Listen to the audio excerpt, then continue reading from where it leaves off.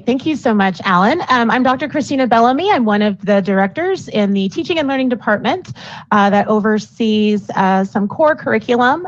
Specifically, the core curriculum we'll be talking about today is ELA, mathematics, social studies, science. We'll also be touching on in this brief chat that I'll have with you today some elements of art, music, PE, health, and libraries. From the teaching and learning perspective, the ASD at school delivery model runs right alongside with our risk levels. So in a more hopeful time, when we are face-to-face, this will be physical classrooms, the way that we have known typical schooling to go.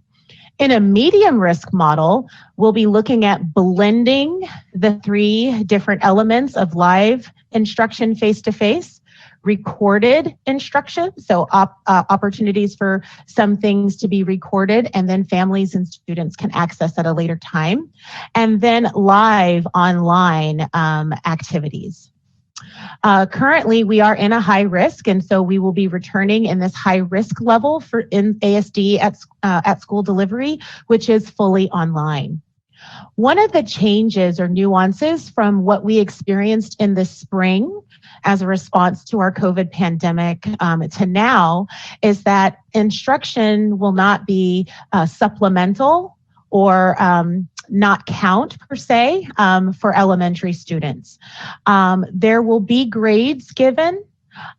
We will be looking at making sure we've put a lot of time and effort into ensuring that curriculum is aligned, that students that are involved in specific programs like CTE, like ROTC, like immersion, you'll be hearing from my colleague, Mr. Locke here soon, will be able to take courses that are germane or are very important to those pathways, and that students will be getting the standards and the instruction that they need to continue to be successful.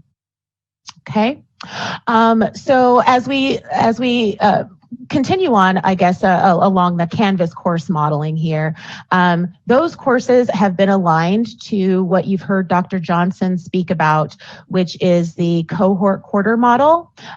Previous slide, Alan, if you don't mind, I was not quite done with that one. Thank you, sir. I appreciate it. Sorry about that. No worries, it's all good. We're nimble.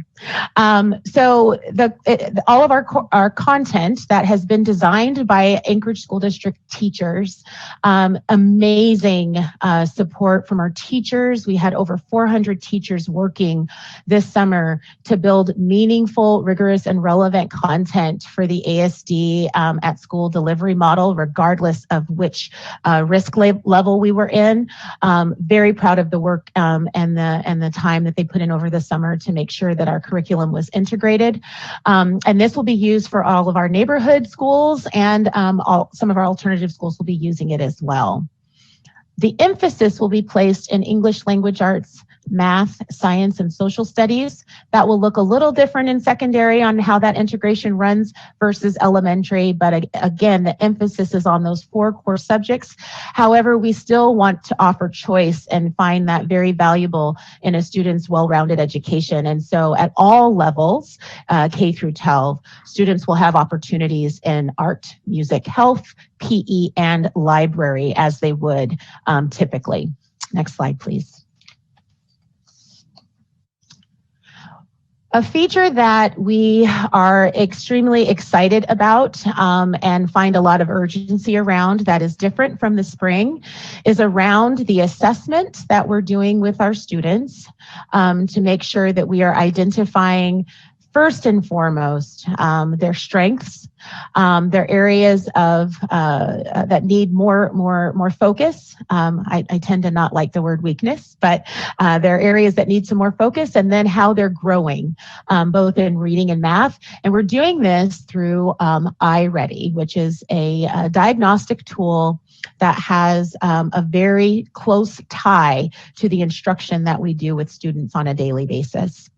So we will be assessing students for reading in grades kindergarten through 10th grade and specific classes of students that need a specific level of support in 11th and 12th grade.